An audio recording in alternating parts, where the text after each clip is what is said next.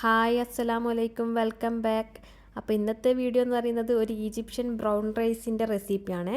ഈ റൈസിൻ്റെ കൂടെ ഫിഷ് ഗ്രില്ലാണ് എല്ലാവരും കഴിക്കാറ്. അപ്പോൾ ആദ്യം തന്നെ നമുക്ക് ഫിഷ് ഗ്രില്ല് ചെയ്യാനുള്ള മസാലയൊക്കെ ഒന്ന് പെരക്കി വെക്കാം. അപ്പോൾ അതിനായിട്ട് ഞാനിവിടെ 3 പീസ് സാൽമൺ ട്രോട്ട് ഫിഷാണ് എടുത്തിട്ടുള്ളത്. ആവശ്യത്തിന് കുറച്ച് മുളക് പൊടി, കുറച്ച് കുരുമുളക് പൊടി, കുറച്ച് മഞ്ഞൾപ്പൊടി, പിന്നെ ആവശ്യത്തിന് ഉപ്പും, പിന്നെ കുറച്ച് അറബിക് മസാലപ്പൊടിയാണ് ഇട്ട് കൊടുക്കുന്നത്. പിന്നെ കുറച്ച് ഒലീവ് ഓയിലും കൂടി ഒഴിച്ചിട്ടാണ് ഞാനിത് മിക്സ് ചെയ്തെടുക്കുന്നത്. ഒലീവ് ഓയിൽ ഇല്ലെങ്കിൽ കുഴപ്പമൊന്നുമില്ല, നമുക്ക് വെള്ളം ചേർത്തിട്ട് ചെറുങ്ങനെ ഒന്ന് പേസ്റ്റ് രൂപത്തിലാക്കിയിട്ട് ഇത് നല്ലോണം മസാല ഒന്ന് പിടിപ്പിച്ച് വെക്കാം ഈ ഫിഷിലേക്ക്. എന്നിട്ട് നമ്മളിതൊരു മണിക്കൂർ ഫ്രിഡ്ജിൽ വെച്ചിട്ടാണ് ഗ്രില്ല് ചെയ്യാൻ പോകുന്നത്. അപ്പോൾ ഇതവിടെ മാറ്റി വെച്ചതിന് ശേഷം ഇനി നമുക്ക് റൈസാണ് റെഡിയാക്കേണ്ടത്. ഈജിപ്ഷ്യൻ ബ്രൗൺ റൈസ് എന്നും പറയും, ചില ആൾക്കാർ ഇതിന് സൈദിയ റൈസ് എന്നും പറയും. അപ്പോൾ ഇതിന് നമ്മളെ വീട്ടിലുള്ള കുറച്ച് ഐറ്റംസ് കൊണ്ട് തന്നെ പെട്ടെന്ന് റെഡിയാക്കാൻ പറ്റുന്നൊരു റൈസാണ്. ഞാനിവിടെ 1.5 കപ്പാണ് അരി എടുത്തിട്ടുള്ളത്. ഇത് നമ്മുടെ പൊന്നി അരിയാണ്. നിങ്ങളുടെ കയ്യിൽ കുറുവ അരിയാണെങ്കിൽ അതായാലും കുഴപ്പമില്ല, നിങ്ങൾ ചോറ് വെക്കുന്ന ഏത് അരിയാലും കുഴപ്പമില്ല. ഈജിപ്ഷ്യൻ്റെ ഒരു അരിയുണ്ട്, അത് നമ്മുടെ കുറുവരിയൊക്കെ പോലത്തെയാണ്. അപ്പോൾ നമ്മൾ ഇതൊക്കെ അല്ലേ യൂസ് ചെയ്യുന്നത്, ഈ പൊന്നരി നമ്മുടെ സാധാ ചോറ് വെക്കുന്ന അരി കൊണ്ടാണ്. ഇനി നമുക്കിതിലേക്ക് വേണ്ടത് 2 ഉള്ളിയാണ്. 1.5 കപ്പ് അരിക്കാണ് ഞാനിവിടെ ഉണ്ടാക്കുന്നത്. അപ്പോൾ 2 ഉള്ളി ഞാനിത് തൊലിയൊക്കെ കളഞ്ഞ് ഈ ഒരു സൈസിൽ കട്ട് ചെയ്തെടുക്കുന്നുണ്ട്. ഈ റൈസ് ഉണ്ടാക്കാൻ സിമ്പിളുമാണ്, എന്നാൽ നല്ല ടേസ്റ്റുമാണ്. ഈ ഫിഷ് ഗ്രില്ലിൻ്റെ ഷോപ്പിലൊക്കെ പോയി ഈജിപ്ഷ്യൻ്റെ ഫിഷ് ഗ്രില്ലൊക്കെ നമ്മൾ വാങ്ങുമ്പോൾ അതിൻ്റെ കൂടെ കഴിക്കാൻ കിട്ടുന്ന ഒരു റൈസാണ് ഇത്. അപ്പോൾ എല്ലാവർക്കും ഇഷ്ടപ്പെടും, നല്ലൊരു ടേസ്റ്റുള്ള ഒരു ഐറ്റം തന്നെയാണ്. അപ്പോൾ ഇത് യൂട്യൂബിൽ ഞാൻ സെർച്ച് ചെയ്ത് നോക്കുമ്പോൾ മലയാളം റെസിപ്പി ഇതുവരെ ആരും ഇട്ടതായിട്ട് ഞാൻ കണ്ടിട്ടില്ല. അഥവാ കണ്ടില്ലെങ്കിലും ശ്രദ്ധയിൽപ്പെട്ടിട്ടുണ്ടെങ്കിൽ സോറി, ഞാൻ നോക്കിയിട്ട് കണ്ടിട്ടില്ല, അതുകൊണ്ടാണ്. അപ്പോൾ ഞാൻ ഈ ഒരു റെസിപ്പി ചെയ്യാമെന്ന് വിചാരിച്ചത്. അപ്പോൾ ഇതാ ഉള്ളിയൊക്കെ ഞാനിതാ കട്ട് ചെയ്തിട്ട് എടുത്തിട്ടുണ്ട്. ഇനി നമുക്ക് റൈസ് റെഡിയാക്കാം. അതിനായിട്ട് ഞാനിവിടെ ഒരു നോൺ സ്റ്റിക്കിൻ്റെ പാത്രം ഇതാ ഗ്യാസ് സ്റ്റോവിലേക്ക് വെച്ച് ഇനി അതിലേക്ക് നമുക്ക് ഓയിൽ ഒഴിച്ച് കൊടുക്കാം. കുറച്ച് ഓയിൽ ഒഴിച്ച് കൊടുക്കുന്നുണ്ട്. ഇനി ഇതിലേക്ക് ഞാൻ അരിഞ്ഞു വെച്ച ഉള്ളി ഇതാ ചേർത്ത് കൊടുക്കുന്നുണ്ട്. ഇനി നമുക്കിത് ഉള്ളി വാട്ടിയെടുക്കലല്ല, നമ്മൾ ഈ പിന്നെ ബിരിയാണിക്കൊക്കെ ഉള്ളി പൊരിച്ചെടുക്കൂലേ, ആ ഒരു രീതിയിലാണ് വേണ്ടത്. ഉള്ളി ഒന്ന് ഫ്രൈ ചെയ്തെടുക്കുക വേണ്ടത്. അപ്പോൾ ഇതാ ഞാൻ ഫ്ലെയിമൊക്കെ മീഡിയം സൈസിലാക്കിയിട്ട് ആദ്യം ഇതിനൊന്നിങ്ങനെ കുറച്ച് മിക്സ് ചെയ്ത് കൊടുത്തിട്ട് അതൊന്ന് പൊരിയുന്ന രീതിയിലാക്കിയിട്ടാണ് എടുക്കേണ്ടത്. ഉള്ളി അവിടുന്ന് പൊരിയുന്ന സമയം കൊണ്ട് ഞാനിപ്പുറത്തെ ഗ്യാസ് സ്റ്റോവിൽ ഇതിന് വേണ്ട വെള്ളം, ചൂടുവെള്ളമാണ് ഒഴിച്ചു കൊടുക്കേണ്ടത്. അപ്പോൾ അതിനുള്ള വെള്ളം ഞാൻ അവിടെ വെച്ചിട്ട് തിളപ്പിക്കുന്നുണ്ടാണ്.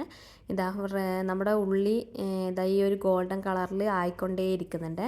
അപ്പോൾ ഇതാ ഉള്ളിയൊക്കെ പൊരിഞ്ഞു വന്നിട്ടുണ്ട്. ഇനി നമുക്ക് ഇതിലേക്ക് വെള്ളം ഒഴിച്ചു കൊടുക്കണം. തിളച്ച വെള്ളം തന്നെയാണ് ഒഴിച്ചു കൊടുക്കുന്നത്. 1 കപ്പ് അരിക്ക് ഞാനിവിടെ 1.5 കപ്പ് വെള്ളം ആയിട്ടാണ് എടുത്തിട്ടുള്ളത്.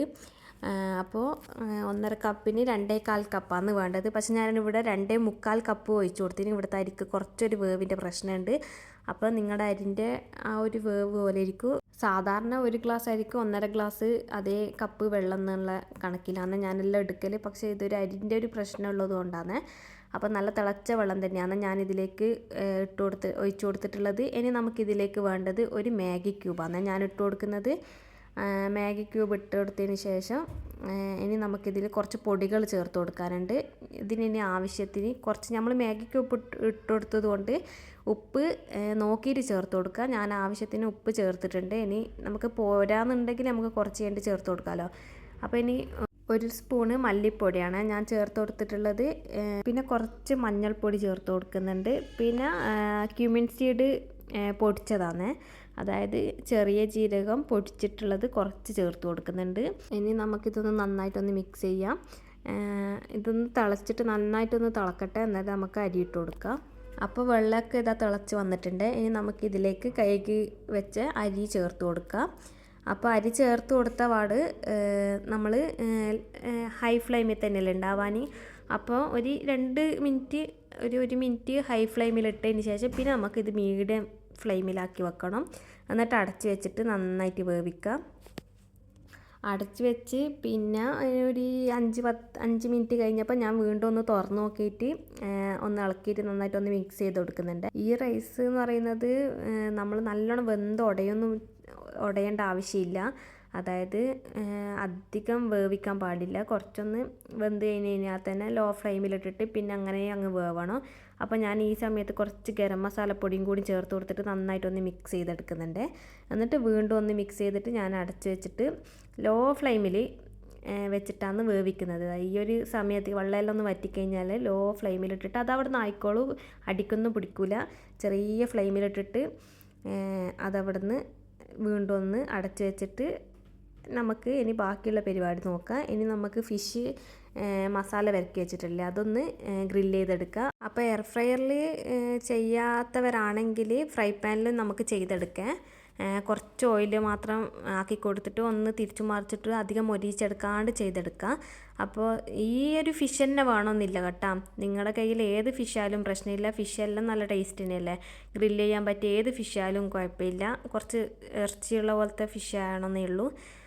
നമുക്ക് സൈഡായിട്ട് ഏത് ഫിഷായാലും കുഴപ്പമില്ല. അപ്പോൾ ഇതാ ഞാൻ ഫോയിൽ പേപ്പർ വെച്ച് കൊടുത്തിട്ട് അതിൻ്റെ മുകളിൽ കുറച്ച് ഒലീവ് ഓയിൽ തടവി കൊടുത്തിട്ടുണ്ട്. ഇനി ഇതിലേക്ക് ഫിഷ് ഓരോന്നായിട്ട് വെച്ച് കൊടുത്തിട്ടുണ്ട്. അപ്പോൾ ഇതിൻ്റെ മുകളിലേക്ക് ഞാനിനി തക്കാളിയും കൂടി കട്ട് ചെയ്തത് വെച്ച് കൊടുക്കുന്നുണ്ട്. അതിൻ്റെ ഒരു പുളിപ്പൊക്കെ ഇറങ്ങാൻ വേണ്ടിയിട്ട് ഇതാ 3 പീസ് തക്കാളിയും കൂടിയും വെച്ച് കൊടുത്തിട്ട് നമുക്കിനി ഇതൊന്ന് എയർ ഫ്രയറിൽ സെറ്റ് ചെയ്യുക. ഞാനിവിടെ 200 ഡിഗ്രി സെൽഷ്യസിൽ 20 മിനിറ്റാണ് വെച്ചത്. കറക്റ്റ് ടൈമാണ്. 20 മിനിറ്റ് കറക്റ്റ് ആയി കിട്ടുന്നുണ്ട്. ഇനി നമുക്ക് റൈസ് നോക്കാം. റൈസ് ഇതാ ഒരു 95% റെഡി ആയിട്ടുണ്ട്. പിന്നെ 5 മിനിറ്റ് നേരം ഞാൻ അങ്ങനെ വെച്ചിട്ടുണ്ടേനെ. അപ്പോൾ ഇതാ നമ്മുടെ റൈസ് ഇവിടെ റെഡി ആയിട്ടുണ്ട്. കറക്റ്റ് ഇതാ ഈ ഒരു വേവാന്നേ വേണ്ടു, വെന്തുടയാൻ പാടില്ല. ഏകദേശം ഒരു 20-25 മിനിറ്റ് കൊണ്ട് എനിക്ക് റൈസ് റെഡിയായി കിട്ടിയിട്ടുണ്ട്. ഓരോരുത്തരെ അരി പോലെ ഇരിക്കും. ഇനി നമുക്ക് ഫിഷ് ഒന്ന് 10 മിനിറ്റ് കഴിഞ്ഞതിന് ശേഷം ഒലീവ് ഓയിൽ വീണ്ടും ഞാനൊന്ന് ആക്കി കൊടുക്കുന്നുണ്ട്. അപ്പോൾ നമ്മുടെ ബാക്കി 10 മിനിറ്റും കൂടി ഫിഷ് ഒന്ന് റെഡിയാക്കി എടുക്കാം. അപ്പോൾ നമ്മുടെ റൈസ് ഇവിടെ റെഡിയായി. നമുക്കൊന്ന് സെർവ് ചെയ്യാം. നല്ല ടേസ്റ്റാണ്. എല്ലാവരും എന്തായാലും ഉണ്ടാക്കി നോക്കണേ. എന്നിട്ട് ഇഷ്ടപ്പെട്ടാലും ഉണ്ടാക്കി നോക്കിയിട്ട് ഇഷ്ടപ്പെട്ടിട്ടില്ലെങ്കിൽ നിങ്ങളുടെ കമൻറ്റ് എന്തായാലും അറിയിക്കണം. അപ്പോൾ ഇതാ ഫിഷ് ഇവിടെ അതേസമയം റെഡി ആയിട്ടുണ്ട്. അതും കൂടി നമുക്ക് സൈഡിൽ വെച്ച് കൊടുക്കാം. ഇതിങ്ങനെ ഫിഷും കൂട്ടിയിട്ടാണ് കഴിക്കേണ്ടത്. അതാണ് ടേസ്റ്റ്. നല്ല ടേസ്റ്റുള്ളൊരു ഐറ്റം തന്നെയാണ്. അപ്പോൾ ഞാനിതാ കുറച്ച് ഡെക്കറേഷനൊക്കെ ചെയ്യുന്നുണ്ട്. ഇതിൻ്റെ കൂടെ കഴിക്കാൻ ഞാൻ സലാഡും പിന്നെ മയോണൈസും റെഡിയാക്കിയിട്ടുണ്ട്. മയോണൈസ് ഞാൻ നിങ്ങൾക്ക് റെക്കമെൻഡ് ചെയ്യൂല. ഫിഷിൻ്റെ കൂടെ കഴിക്കുന്നത് അത്ര സേഫ് അല്ല എന്നറിയാം. അപ്പോൾ ഇവിടെ ഹസ്ബൻഡിനൊക്കെ അതുണ്ടെങ്കിൽ ഭയങ്കര ഇഷ്ടമാണ്. അതുകൊണ്ട് ഞാൻ റെഡിയാക്കിയിട്ടുണ്ട്. പിന്നെ ഇതിൻ്റെ കൂടെ സൈഡ് ഡിഷായിട്ട് ഹമ്മൂസൊക്കെ നമുക്ക് റെഡിയാക്കാം. അതൊക്കെ ഓരോരുത്തരുടെ ഇഷ്ടം പോലെ. അപ്പോൾ ഈ ഒരു പ്ലേറ്റ് എന്ന് പറയുന്നത് കഴിഞ്ഞ വീഡിയോ ഞാൻ ക്രോക്കറി ഷോപ്പിൽ പോയിട്ടുള്ളൊരു വീഡിയോ ഇട്ടിട്ടുണ്ടായിരുന്നു. അവിടെ നിന്ന് വാങ്ങിയ സെർവിങ് പ്ലേറ്റാണ്. അപ്പോൾ ആ വീഡിയോ കാണാത്തവരാണെങ്കിൽ ഒന്ന് കണ്ടു നോക്കേ. അപ്പോൾ എൻ്റെ വീഡിയോ ഇഷ്ടപ്പെട്ടാൽ ലൈക്ക് ചെയ്യാനും ഷെയർ ചെയ്യാനും, പുതിയ വ്യൂവേഴ്സ് ആരെങ്കിലും ഉണ്ടെങ്കിൽ സബ്സ്ക്രൈബ് ചെയ്യാത്തവരാണെങ്കിൽ സബ്സ്ക്രൈബ് ചെയ്യാനും മറക്കരുത്. ഇൻഷാ അല്ലാഹ് അടുത്ത നല്ലൊരു വീഡിയോയിൽ കാണാം. അതുവരേക്കും bye bye. Thanks for watching.